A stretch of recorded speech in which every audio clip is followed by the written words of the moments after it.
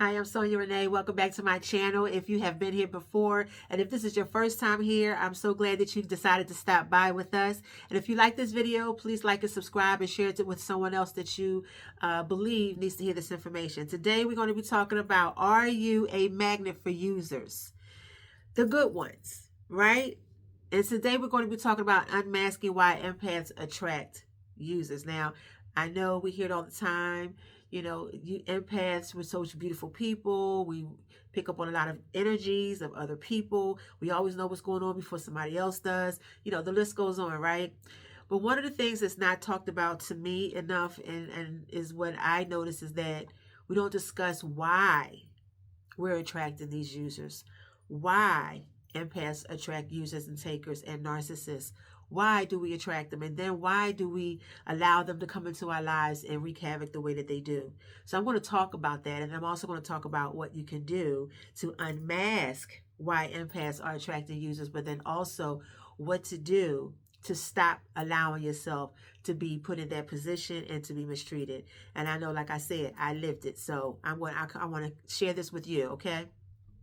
And so, and I want to ask you this, do you constantly feel drained when you're around certain people? You know how you're around certain people, just no matter what, you just feel exhausted after you get off the phone with them. Like you needed to go somewhere and take 3 deep breaths to get your mind right, get yourself together, maybe put on some high vibrational music just to raise your frequency back up.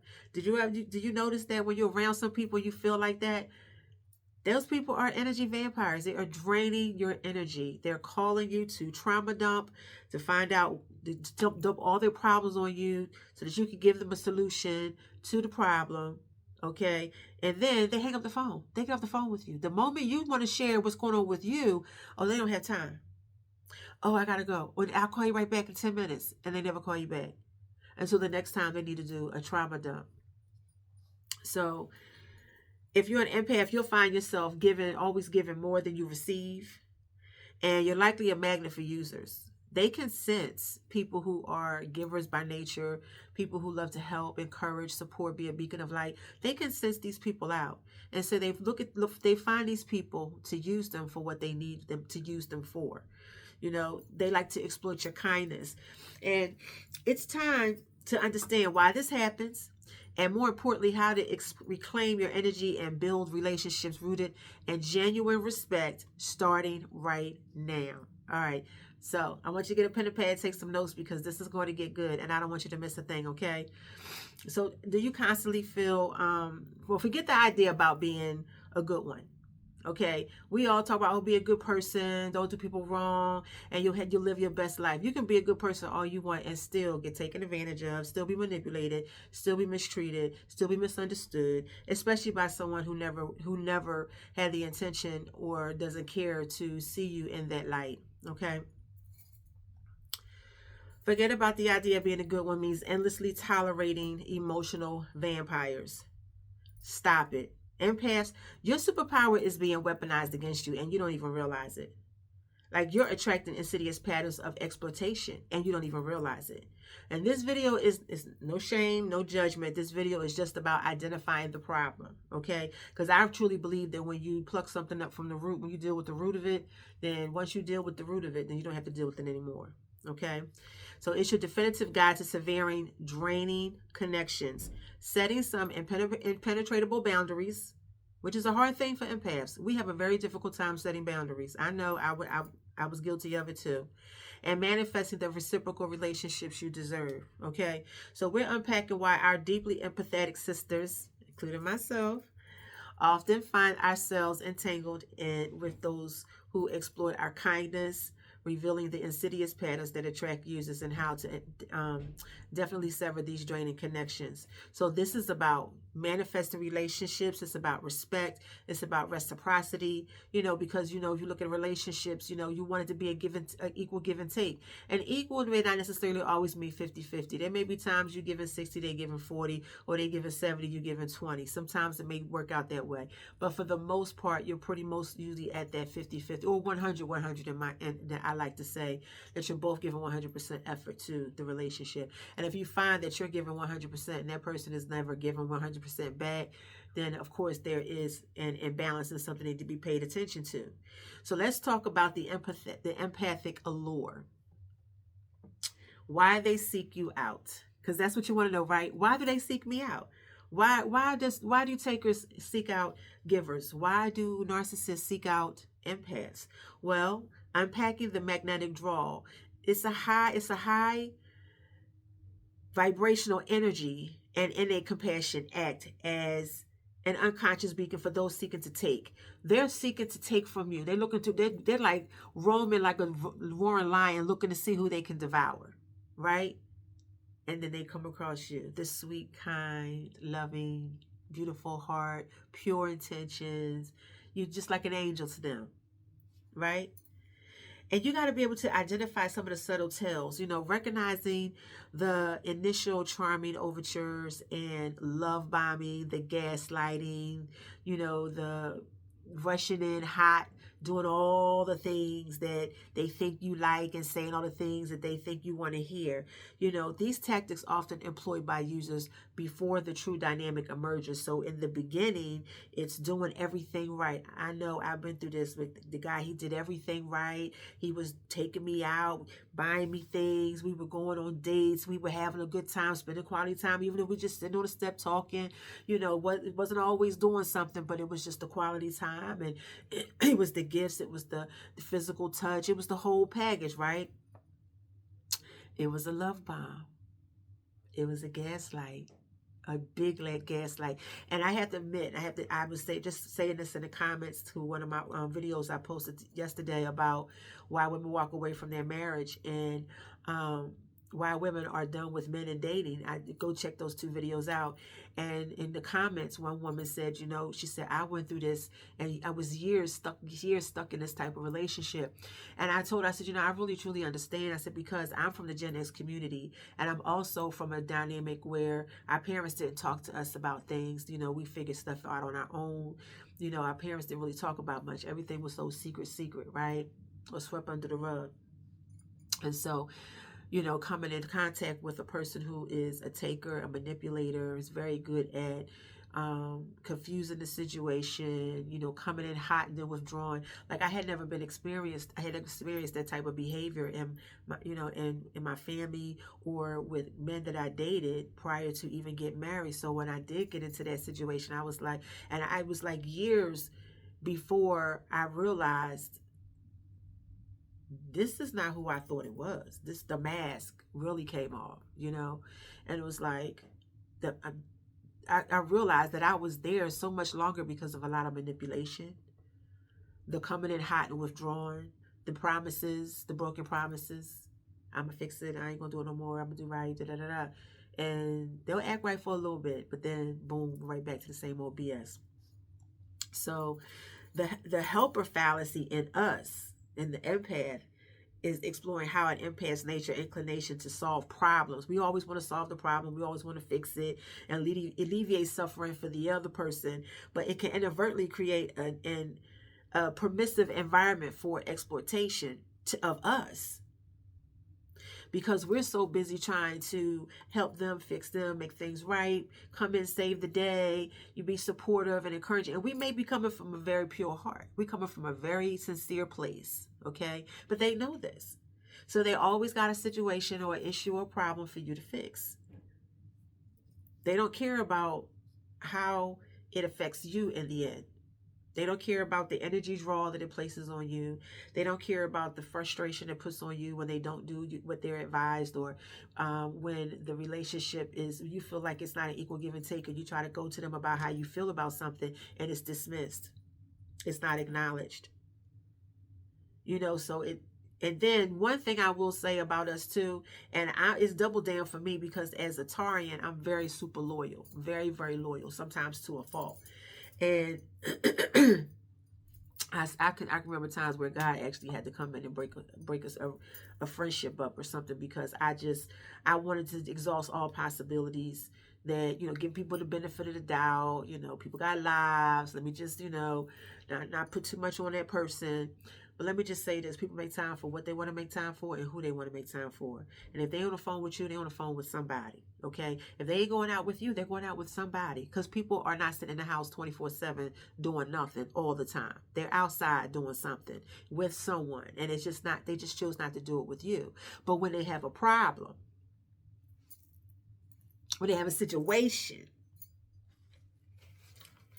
when they need something, excuse me, you're the one that they call. Hey girl, how you been? Was hey beautiful? It's been a while. How you been? I've been good. You good? All right. Yeah, I see you glowing. I see you smiling. Yeah. Next thing you know, here they come with their tray wreck. You ain't even see it coming. You didn't even see it coming. And before you realized that you were already in the middle of it. It's the invisible thread. Understanding the user's playbook. You got to understand the playbook, baby. I always say, we know the game, you can play your position. You got to understand the playbook. Decoding the manipulation we just talked about, identifying common tactics like gaslighting, victimhood narratives. Oh, they're always the victim. They'll never take accountability for their actions. It's always somebody else's fault. It's never their fault. Right? And guilt tripping designs to keep empaths tethered. They guilt trip you to make you feel bad about not showing up for them. Oh, so now you're not going to come around no more? Or now you're not going to do this for me no more? Or now this what you're going to do? Yeah, that's what we on now. They want to make you feel bad and guilt trip you. Want to make you feel bad about setting a standard or maybe a boundary. The emotional vampirism. Illustrating how users feed off of empaths' emotional energy, leaving them depleted and questioning their own reality and even your own worth. They come and suck the life out of you like a vampire, like a parasite. They're parasites. Suck the life out of you. And then put you in a position to question if you even in purpose. Why are you even here? What are you even on task? So recognizing the critical nature, mapping out the honeymoon, devalue, discard. And I say the honeymoon because that's the beginning stages where I talked about earlier, where in the beginning stages, that's where they coming in hot, standing on 10 toes, making all these promises that they have no intentions of keeping. The honeymoon phase. Some people don't even have the capacity to get past the honeymoon phase. That's why they keep going from person to person to person. But that's another conversation for another day. The pattern often seen in exploitive relationships and why empaths get caught up in the loop. If I can give you an example of a relationship where you can clearly see that one is an empath and the other one is a taker, maybe narcissist. I can't think of one right now. I really can't think of one right now. However, if I do think of one comes to me, I'll mention it here. Or matter of fact, one of you guys put it in the chat and let me know of a relationship that you may know of. Maybe people that are in the spotlight that you can tell there's an empath and a narcissist, a giver-taker relationship. And let me just say this: givers should never be in a relationship with takers. Healers should never be in a relationship with narcissists. Healers who are naturally givers should be in a relationship with protectors. I'm going to say that again. Healers who are givers, empaths, because most of you on this, let's listen to this right now, that are empaths, you're healers and you're givers. You have some type of healing ability, okay? You should be with a protector. Why? Because the protector is supposed to be there to help your healing, your spiritual ability, your spiritual gifts. They won't exploit them for their own use. They won't humiliate you when they can't. They won't make you feel bad about it. They're going to protect you. They're going to protect your gift. They're going to protect your heart. And they're going to make sure that nobody else is coming in to manipulate you, or take advantage of you. So pay attention to that. When you're dating, if you're out here dating, pay attention to when you meet someone, if how they are handling you. Okay, and give it time. Don't rush. Don't let nobody rush you into anything. Give it time, because if it's supposed to be forever, y'all got forever. Y'all got a while. Y'all don't have to rush into it right away. Give it time, because a person's true colors will show eventually. They won't be able to keep up the facade forever. Okay. Also, there's a silent sabotage. How empaths undermine their own boundaries, which we do. Because how many times have we said we're not going to do something again, and we turn around and we do it again? We give that person the benefit of the doubt, and we say, "Okay, I'm gonna let this one slide. Let me just go ahead with it." At the expense of your heart, at the expense of how you feel about the situation, and they really don't care how you felt about it. They only care about the fact that you gave them another chance to do it again. And it's the fear of hurting feelings. You know, we don't want to hurt the feelings. We don't want to make people feel bad. We don't want to be the one that caused them to, you know, have a mental breakdown. You know, that's a new thing now. Everybody's so overstimulated and mental breakdowns. I'm sorry, but I just can't do that gentle stuff. Get over it. Okay?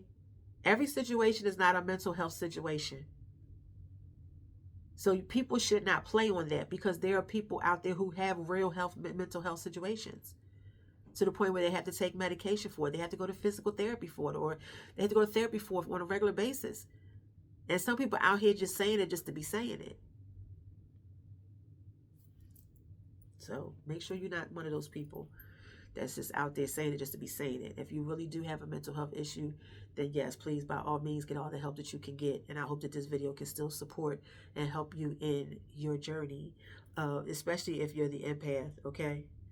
So examining the internal struggles empaths face when confronting with the need to set firm boundaries, often prioritizing others' comfort over their own. That's why I said we'll go ahead and relax that boundary for the other person's comfort at the expense of our own heart.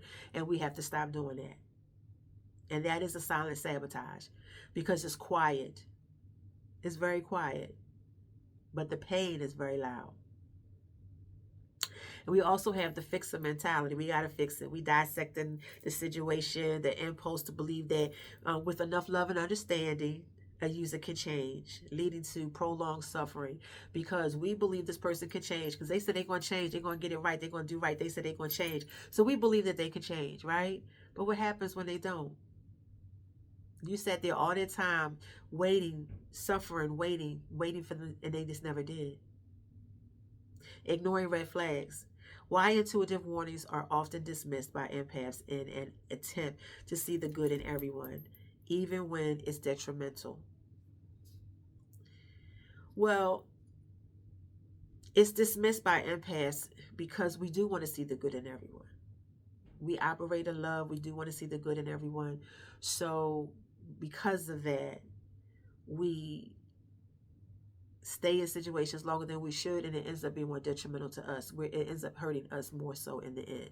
Okay, but now we get to the point of how you're going to fix all of this. Okay, I gave you the whole backdrop of what it is that I see that's going on, what we know we can identify that we do, and how we set ourselves up for disappointment, the invisible threads, the silent sabotage, the empathic allure, as well as unpacking some of all of this, right?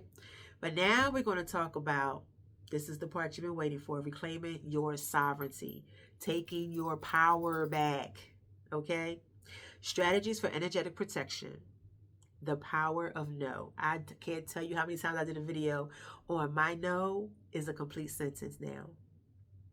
I don't have to explain myself, and I don't feel bad about explaining myself or having to explain myself if I say no, especially to people who are accustomed to me saying yes. And they look at you like you're, like when you say no, they look at you like you never say yes. Y'all know what I'm talking about. Practical techniques for setting clear, non-negotiable boundaries without guilt or apology. No, I don't, and don't feel bad about it.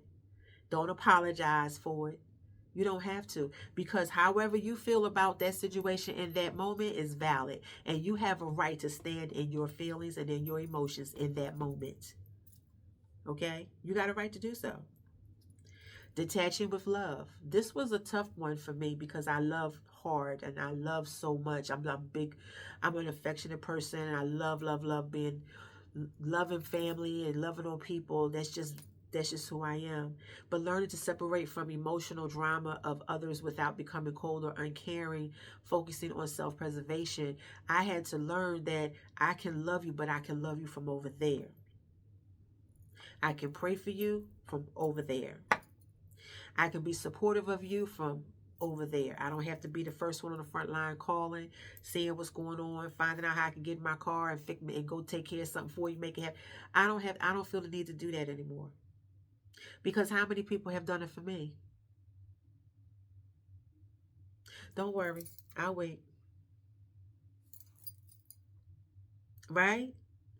Okay. So sometimes when you sit back and you think about some of these situations, like, well, did this person show up for me? How did they ever show up for me?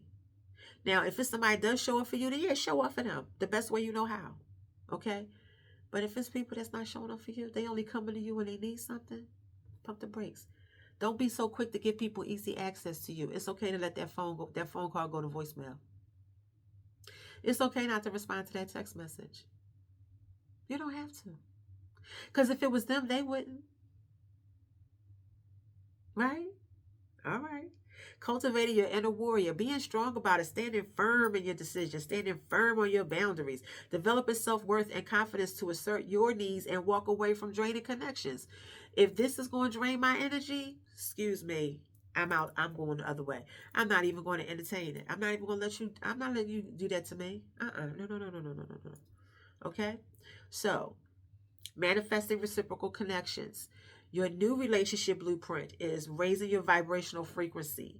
Actionable steps to attract high quality, genuinely reciprocal relationships through self-care and positive energy. So what I mean by that is staying in a high vibration. One of the things that I do is I listen to music that's high frequency music. On YouTube, I'll pull it up, and that'll start put me in a high vibration and raise my frequency. I meditate. I'll sit and meditate, and I'll keep doing my breath work and meditate until I feel grounded. Okay? Until you feel grounded. You feel that peace about you, right? When you stay in a high vibration, you're going to attract people on that same frequency, which means you will no longer attract those people in the low vibration who are coming to take. You won't attract the takers anymore. You'll attract other givers. You'll attract those protectors, right? And it's going to take some time, because all you got to do is ask God to remove the people from around you that don't belong, and don't be shocked when you see who it is. Because a lot of times it ain't the person you thought it was. It's going to be the person that hit you with the element of surprise. Sometimes the cancer's in your own camp. Sometimes it's the chick sitting right next to you, talking about she your ride or die. Yeah, she riding, hoping that you die. You know, so be careful who you allow your energy, and you keep yourself in a high vibration. Stay in a happy place. You know, like they say, like, be like a little child. Stay in a happy place. Kids are always happy, right? Little kids are always happy because they ain't got a care in the world. Sometimes that's how you got to act. And you ain't got a care in the world. And guess what? You're going to attract people the same way. Now, we know we got things to do. We got to take care of. We have responsibilities. But it's the attitude of, I'm happy. Right? Okay. All right. Y'all know, I know what I'm talking about. Another one is the vulnerability with discernment approach. Understanding how to share your authentic self without inviting exploitation.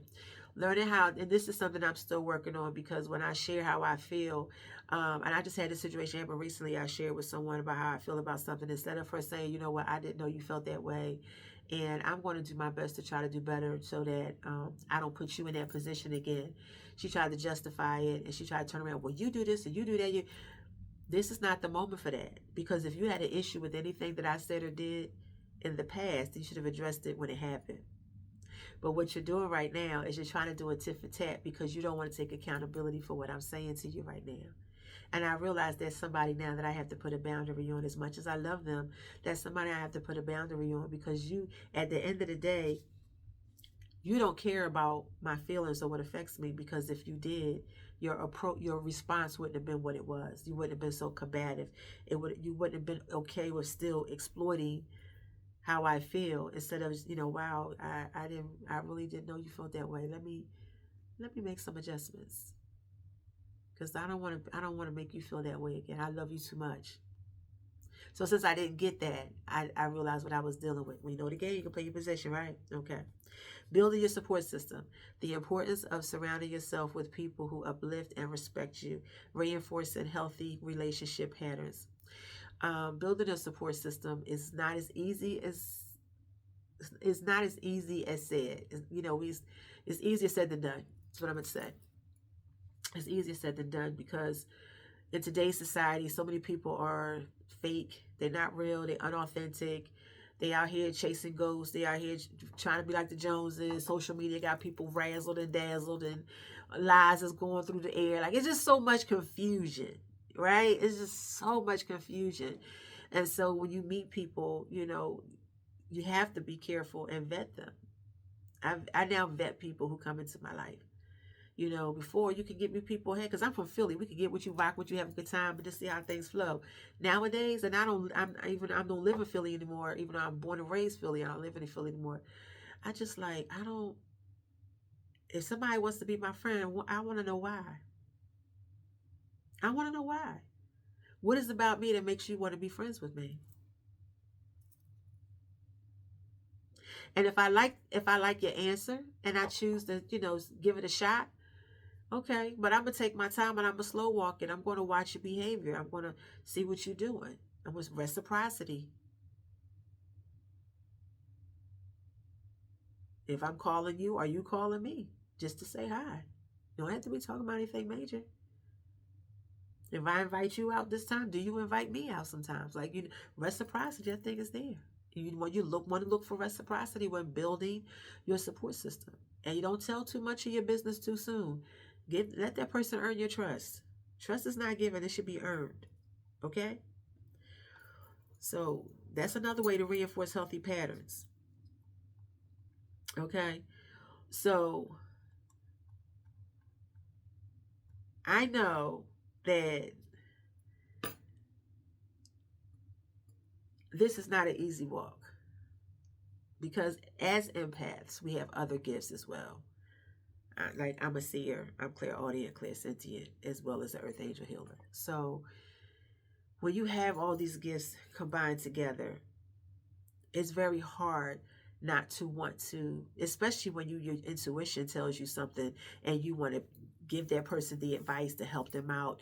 You want to be the fixer. You want to be the person that was responsible. You want to be the person that, was the beacon of light. But sometimes, and what I'm learning, is to take a step back and listen to God's voice telling me when to move and when to sit still. Because I've learned that when I share something with someone because I got a download and they're not ready to receive it, I end up being the bad guy to them. So now I wait for instruction. I wait for the green light. But let's be clear. Don't think because I didn't speak on it doesn't mean I didn't see it. Okay?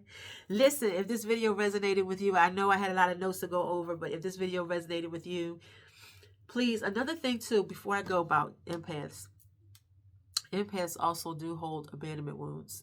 And that abandonment wound is feeling left behind. Right? That's why we're overgivers. Okay? So it's very important to heal that wound of feeling left behind, being able to be alone and not feel lonely, and enjoying your solitude, enjoying being by yourself and doing things by yourself. I don't have a problem. I love it. I always have been, like, since I was a child. But I was an overgiver with no boundaries, and I had to learn to have boundaries with that. So, below, click the link below. There is my book called Abandonment Is Not Your Fault. And in that book, I discuss the types of wounds that I had that harnessed the relationships that I was in. And I didn't even realize it, but how I was able to identify it. And then also what I did to start breaking free from, healing those wounds and healing those relationships, or either breaking away from them altogether. And I'm not talking about just an intimate relationship. I'm talking relationships with parents, with siblings, with friends, spouses, family, like the whole people I worked with, the whole dynamic, right?